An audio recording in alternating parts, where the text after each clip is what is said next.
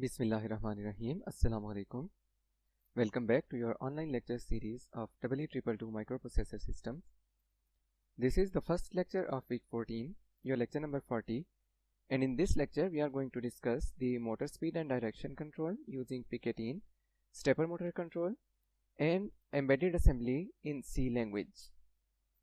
This lecture belongs to the CLO 5 of your course, that is mapped to C4 level in Bloom's taxonomy and is related to design and analysis and development of code for real-life applications. So far, we have covered the course contents that are highlighted in green, and currently today we are going to start the interfacing of external peripheral devices using embedded C language with Picatinny microcontroller. That is our last topic of this course. So let's start with our lecture.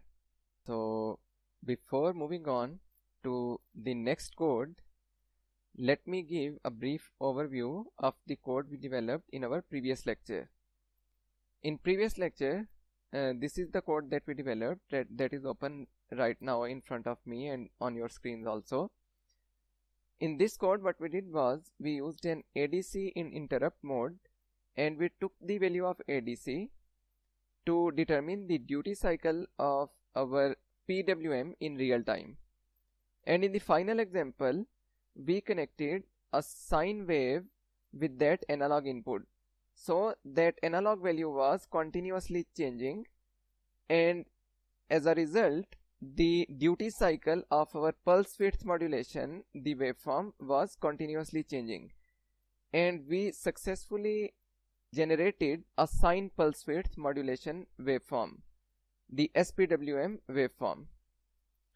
I showed you the simulation in our previous lecture of the SPWM, but as the lecture was getting quite long, so I skipped some further details on that.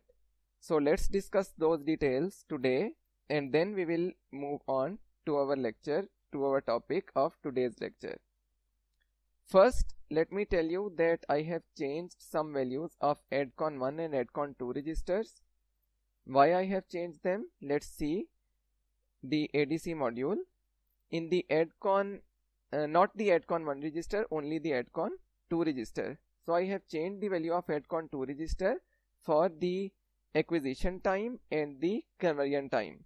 Previously we selected the minimum acquisition time and minimum conversion time or maximum conversion clock frequency, but the Proteus was giving some error, and as we are not going into the detailed calculations, you can study that how much acquisition time and how much conversion time you need for a particular waveform.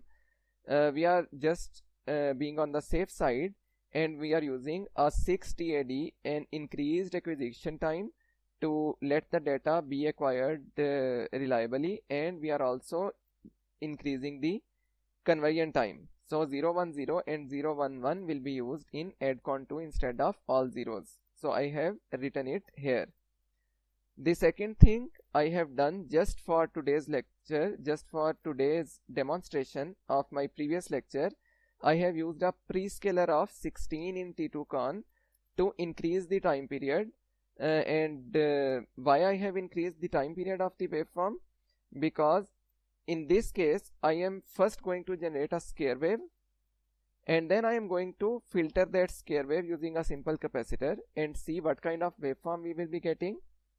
And then we are going to generate an SPWM, and then we will filter that waveform and see what results we are getting. So the rest of the code is same. Let's compile this code and let's simulate it in Proteus. So this is the same design file that we were using in our previous lecture. Here I have again connected a DC voltage source of 2.5 volts at the analog input. So now the duty cycle of my waveform will be 50%. Let me remove this capacitor and let's try to simulate this code. Here you can see that a scare wave is generated at the PWM output, and the frequency of this scare wave is approximately 1/4 kilohertz or 250 hertz. So it is somewhat near to what we were generating in previous lecture, that was 100 hertz waveform. The sine wave was 100 hertz. So I wanted to keep the duty cycle and the time period of these two waveforms similar for comparison. So let's assume we are not using SPWM and we are generating a scare wave for our inverters, and we filter this scare wave to get somehow an output wave near to the sine wave. So what we should expect, what kind of waveform we should expect? Let's connect a filter and see what happens. I am connecting a simple capacitor as the low pass filter with this output, and we can see that our output has been converted into a triangular wave, a deformed triangular wave instead of a scare wave. So once we integrate a scare wave, we get a triangular wave. We are not getting a sine wave. What is the advantage of using a sine wave over a scare wave or a triangular wave in our inverter applications? Scare wave has almost all the frequencies inside that. So if we draw a frequency spectrum of a scare wave, there are multiple hundreds and thousands of frequencies inside that scare wave, and all those frequencies are being fed to our appliances, but our appliances are designed to work at a single frequency, that is 50 Hz or 60 Hz. Similarly, triangular wave also has many different frequencies in it. So if we draw a frequency spectrum of a triangular wave, again there are hundreds and thousands of frequencies inside this triangular wave. So again, a lot of frequencies are being fed to our appliances at a time, but they are designed to work on a single frequency, and feeding them with multiple frequencies will damage the appliance. But now let's change that scare wave to an SPWM and then try to filter it and see what will happen in that case. So I will again connect this sine wave as the reference analog input wave, and I will change the prescaler to 1. Let's compile the code again and let's build it. And I have also changed some properties of this sine wave. So I have given it an offset of 2.37. The peak amplitude is 5. So now my waveform will approximately go from 0 to 5 and then back. So the whole 100% time period will be almost above 0. In our previous case, it was going below 0 for 50% of the time, and our PWM remained off for half of the time period. So in this case, it will be completely on. So let's simulate it, and we can see here that we are getting an SPWM, a sine pulse width modulation at the output. So if I can change it here, you can see that the duty cycle of this SPWM is minimum when the amplitude of sine waves was minimum. Then it kept increasing and it reached almost 100% when the amplitude of sine wave was maximum, and again it kept decreasing, and this is our SPWM waveform. So let's try to filter it using the same capacitor and let's see what is the result. So here you can see the yellow one is our reference wave and the green one is our output wave. This is exactly a sine wave. It has some harmonics, it has some unwanted harmonics, but those are removed in considerable number, and the magnitude of those harmonics is also dampened considerably. So this is not going to damage our appliances. So in this case, we are getting exactly a sine wave output using a digital IC, using a digital microcontroller. So that is the significance of using SPWM, sine pulse width modulation, instead of simple scare wave. And this is what I was talking about in my previous lecture, that this technique is used extensively in your inverters and UPS devices. So now let's start our today's lecture, today's topic. And in today's lecture also, we will be using this same code. We will be just modifying this code, and what we are going to do is we are going to modify this code to use only the ADC input, the analog input, and use it to control the direction of the motor as well, as the time period or the speed of the motor. So the duty cycle and the motor direction, both of them will be now controlled using the ADC. Previously what we were doing was, we were controlling the direction of a motor using an external switch, using an external interrupt. So whenever the switch was pressed, the motor direction was changed, while the waveform duty cycle or the motor speed was controlled using the analog input. In this lecture, we are completely going to remove the external interrupt, and we are going to use the analog values only that we read to control the speed and direction both. So what we will do is, we will set some certain levels of our analog input, that for example, if my analog input is more than half, the motor should rotate in clockwise direction and with a certain duty cycle based on the magnitude of that. More than half but not constant, it can change from half to full. And if my analog input is from 0 to half of the value, the amplitude, the duty cycle of that waveform should change based on the magnitude of that input, and the direction should be counterclockwise in this case. So let's start programming. Let's start modifying this code, and let's see how we are going to achieve this task. Okay, so first let me define the problem. Let's assume we have a 0 to 5 volt analog input at our channel A0 of ADC. We want to control the speed and direction of the motor based on this value. So let's assume I want my motor to rotate counterclockwise whenever a voltage level between 0 to 2.5 is available at the A0 input, and whenever a voltage level of 2.5 to 5 volt is present, I want to rotate my motor clockwise. This 0.5 will be translated, 0 to 2.5 will be translated to 0 to 128 if we are using an 8-bit mode of ADC, and this 2.5 to 5 will be translated to 128 to 255 in case of an 8-bit ADC. So this means that what we want to do is, we want to check the value of ADC, and based on that value we want to take the decision of the direction control of the motor. And we also want to use this value to determine our duty cycle, that will in turn define the speed of the motor. So 0 to 127 can be translated to 0 to 255 for a duty cycle of 0 to 100%,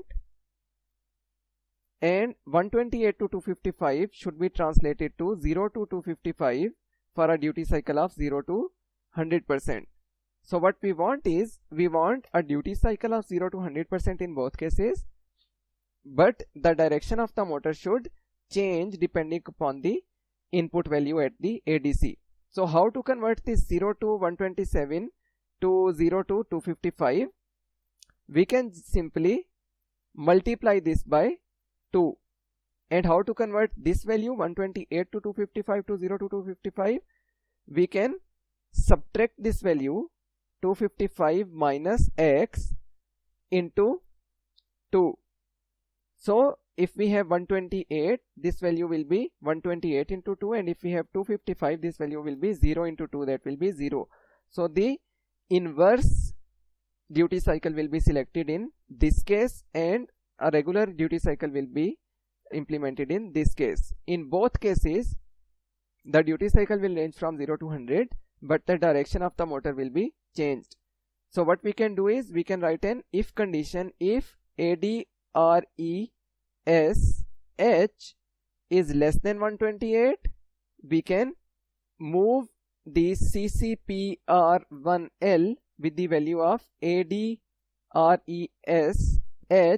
into 2, and in the other case we can use this formula, and we don't need an external interrupt in this case.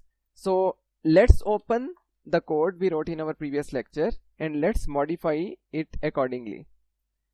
So here is our code that we wrote in our previous lecture. the first thing we want to do here is we do not need an external interrupt. So I am removing the portion of external interrupt from the ISR. And now as only one interrupt is enabled, we don't need to check the flag ADIF also, because only one source is available for the interrupt. So whenever the interrupt comes, it is understood that it is because of that one source, that is the ADC.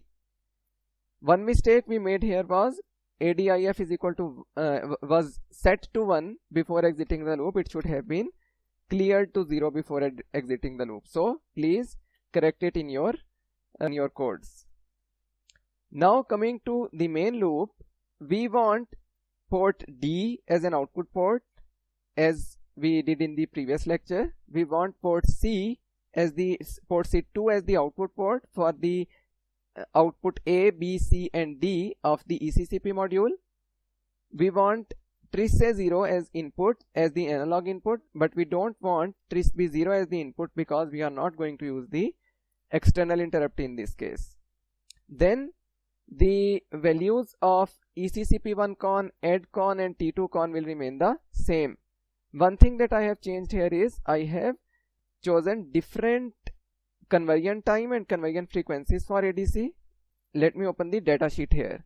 So if we go to the AddCon2 register, previously we loaded this AddCon2 register with all zeros, but now I have selected this 6 TAD and the F oscillator by 32 for the ADC to make sure that enough conversion time and enough acquisition time is given, because the Proteus was showing some errors.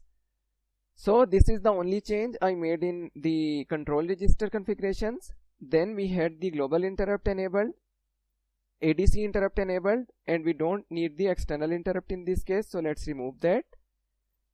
The time period and the duty cycle are set as it is. The main loop requires no more modifications. All we have to do is inside the interrupt service routine. So what we want to do in the interrupt service routine now? First we have to check whether our ADC input was greater than or equal to 128 or less than or equal to 128. So I will write an if condition. If ADRESH is less than or equal to 128, do this. Do what? What I want to do? I want to set the direction of the motor and the duty cycle of the motor also. How to set the direction of the motor? By setting P1 M1 to 1 or 0. So let's set it to 0 in this case.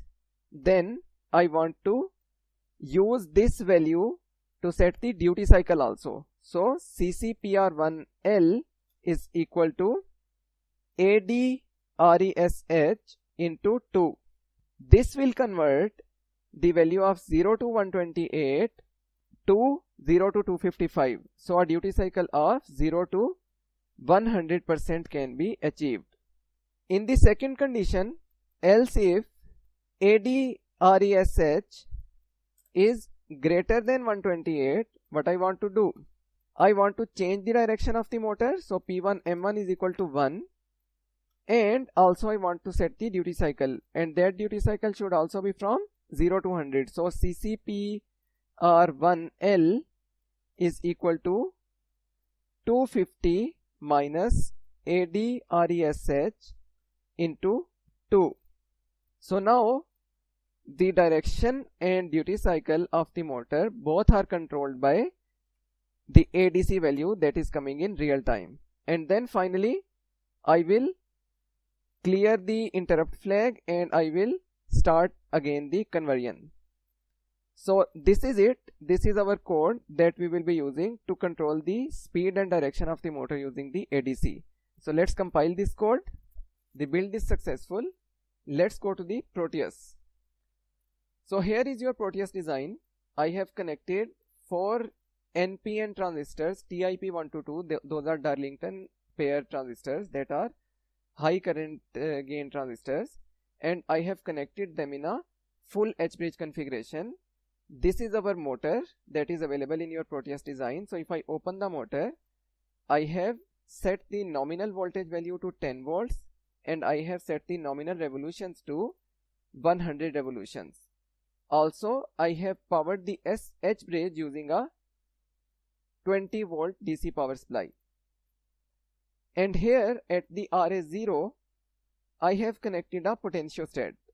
So when I change the value of this potentiostat, the analog value at RS0 will be changed, and that will be converted into the duty cycle that will determine the speed of this motor and also the direction of this motor. So let's simulate this code. Here is your output.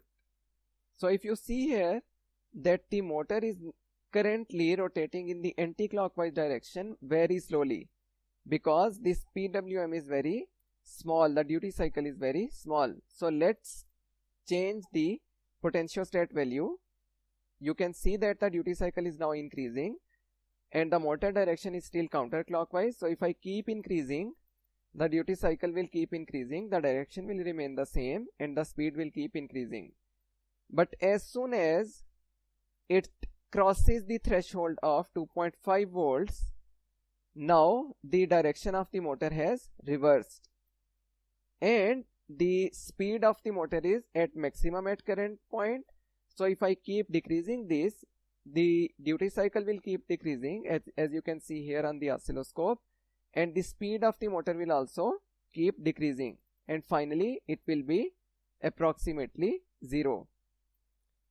So in this way we can control the speed and direction of the motor both based on a single ADC input. We can use multiple channels of ADC, but it depends upon our application. So this code is almost similar to the code that we made in our previous lecture of ECCP and ADC. Here there is a message from the Proteus that the simulation is not running in real time due to the excessive CPU load, and that's what I was discussing in one of our previous lectures, that the animation time is shown here.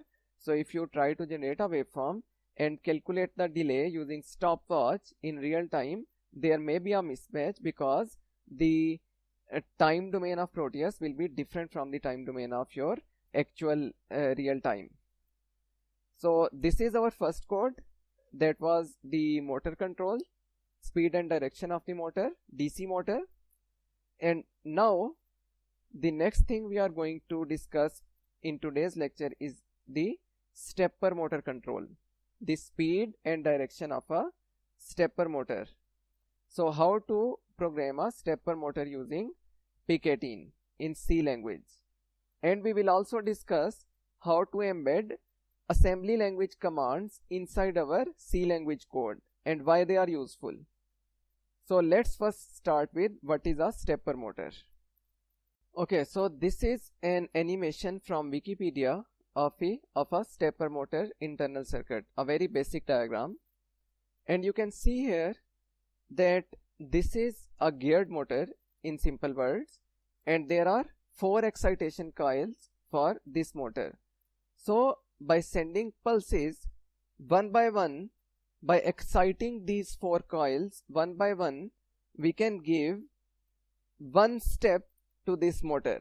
So this stepper motor is used for precise position control. In case of a DC motor, you can feel that the axle, if you try to rotate it, it is freely moving. You cannot start and stop a DC motor at some precise position, at some precise angle. For example, if you start from angle 0 and you want precisely 3 or 4 degrees rotation of a DC motor, you cannot do it without an additional feedback of an encoder. But in case of stepper motor, there are multiple excitation coils inside this its structure, and by one alternatingly exciting these coils, we can give one step to this motor and the motor will rotate it one step at a time. So at one transition the motor will take one step, and the second transition the motor will take a second step. And this is a geared motor, so its holding torque is very good. It has a very high holding torque. So if the motor is not being rotated, it is very difficult to move the axle of the motor, and it is very extensively used in precise position control. So what we have to do is we have to give signals to these 4 coils one by one. As you can see here that a signal is given to the first coil, then the second coil, third coil and fourth coil, and the motor is taking one step at a time. So this motor has 4 inputs, not 2 inputs. 4 signals will be given to this motor. So what we have to do is we have to write a program that excites one coil at a time, and the standard code to drive this kind of stepper motor is we send signals like this to the stepper motor: 0 1 1 0, 0 0 1 1, 1 0 0 1, 1 1 0 0, and then again 0 1 1 0. So if we note here what is happening is that this data is being rotated, continuously being rotated, and it is rotated clockwise. If we rotate this data anti-clockwise, for example 0 1 1 0, 1 1 0 0, 1 0 0 1 and 0 0 1 1, and then back to 0 1 1 0, this is rotating this data counterclockwise. And the sequence in which we give these signals to our stepper motor coils, the 4 inputs of stepper motor, will determine in which direction the motor will rotate, and the delay we give between these 2 steps, these 2 values, will determine with which speed the motor will rotate. So what I can do is I can send one value to the stepper motor, wait for 1 second, and then give the other value. So the motor will take one step after 1 second. So it will move like this: 1 second, 1 step, 1 second, 1 step. But if I give a very small delay between these 2 values, for example a delay of 1 milliseconds, the motor will seem to rotate continuously, and it will seem to rotate smoothly.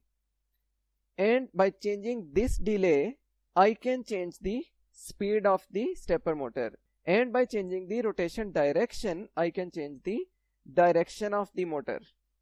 So all we have to do is we have to send these values one by one to any of our port and connect our stepper motor to those 4 pins of the port, and our stepper motor will start working.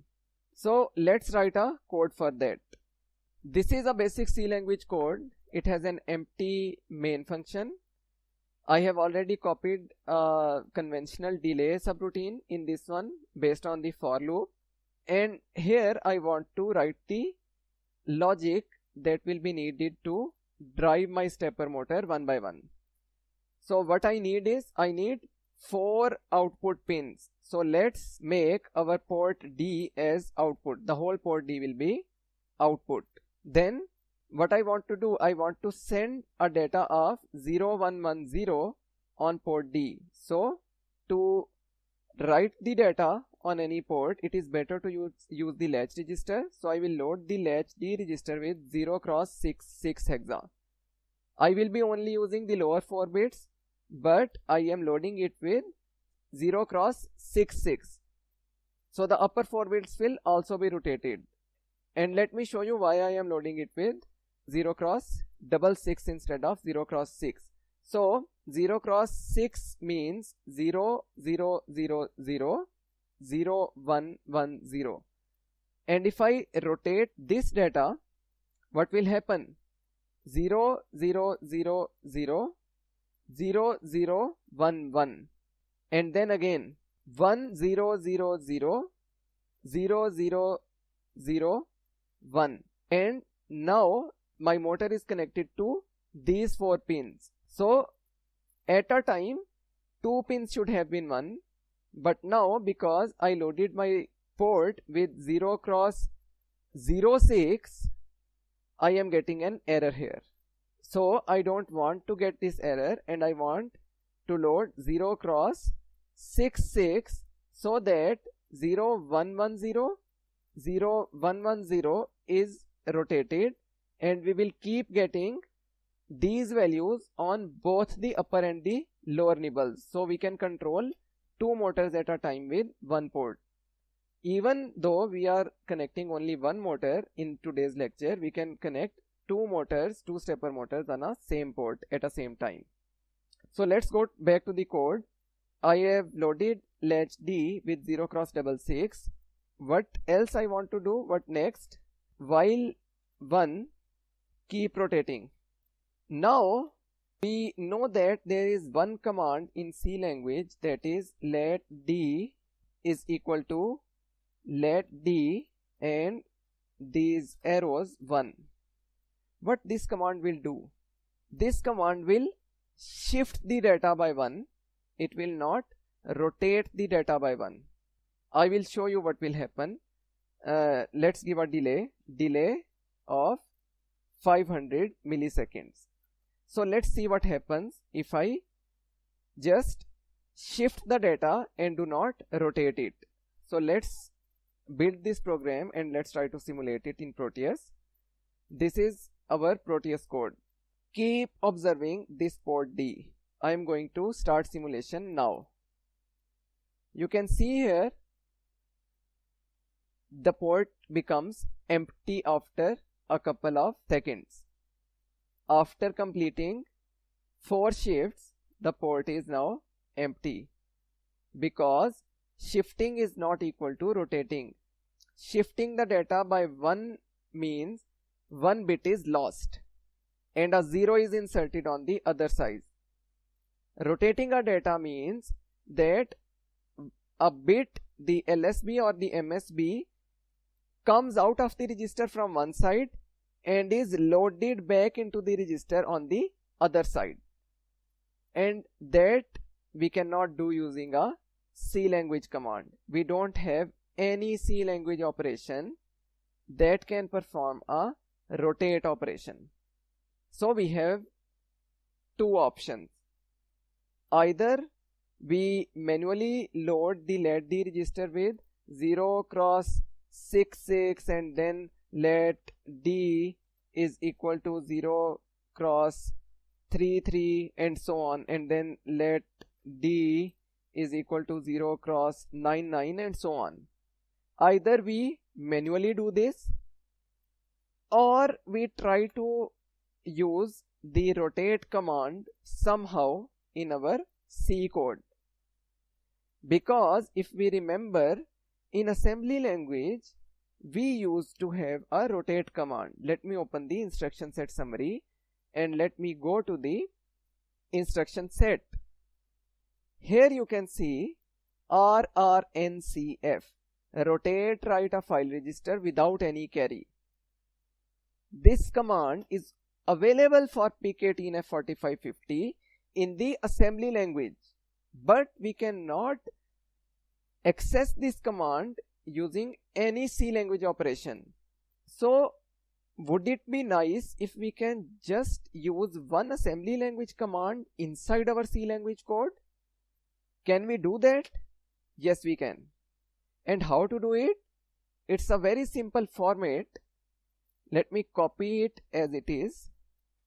To write an assembly language instruction, one assembly language instruction inside your C language code, you have to use this format at line number 83. You have to write ASM, bracket, inverted commas, and write the assembly language instruction inside. So what I have written here is RRNCF, rotate write with no carry the file register. Which file register? Let D register.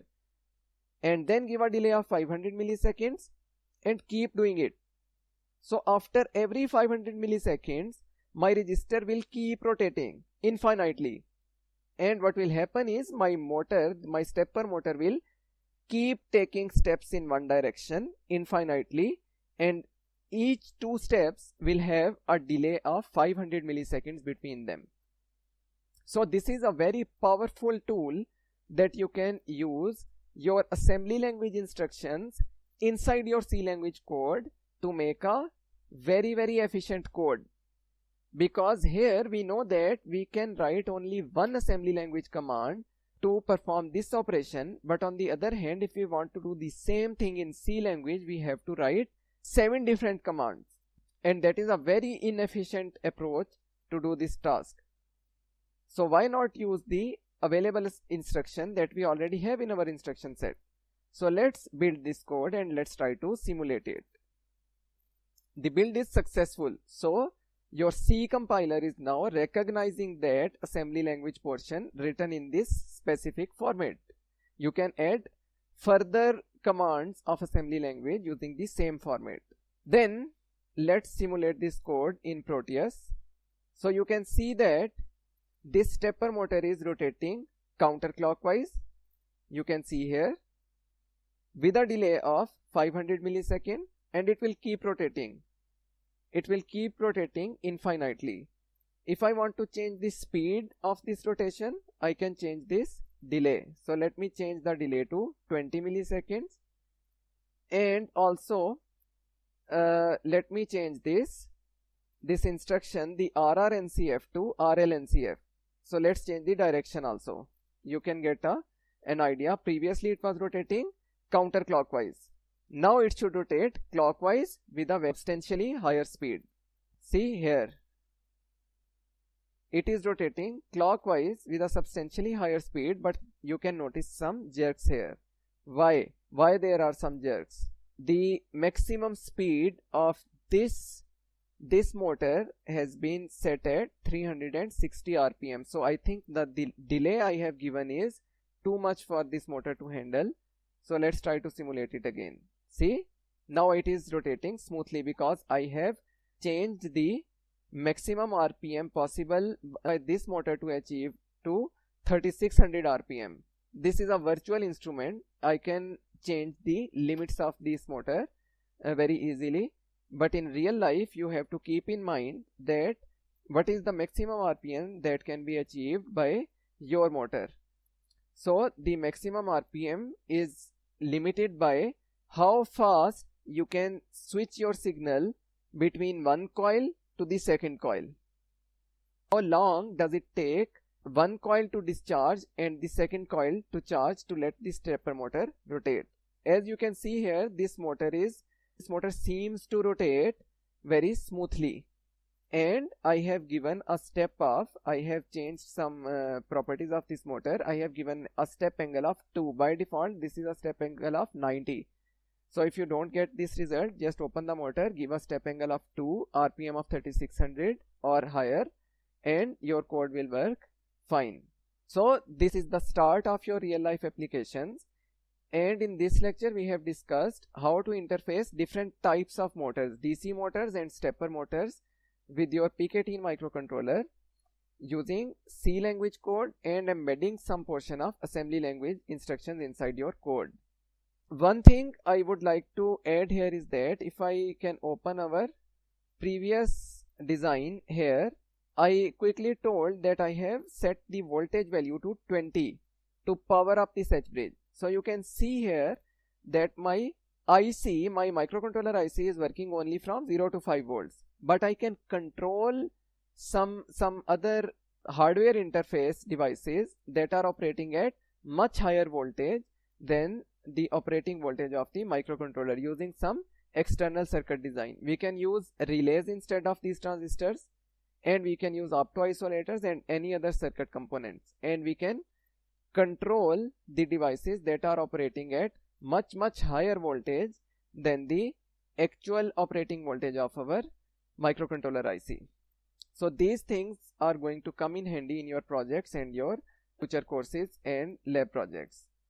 So this is it for today's lecture. This lecture was pretty short and pretty simple, but at the same time it was very important because this is the start of your actual application of your code that you are developing in C language for PK-Teen microcontroller using its different peripherals.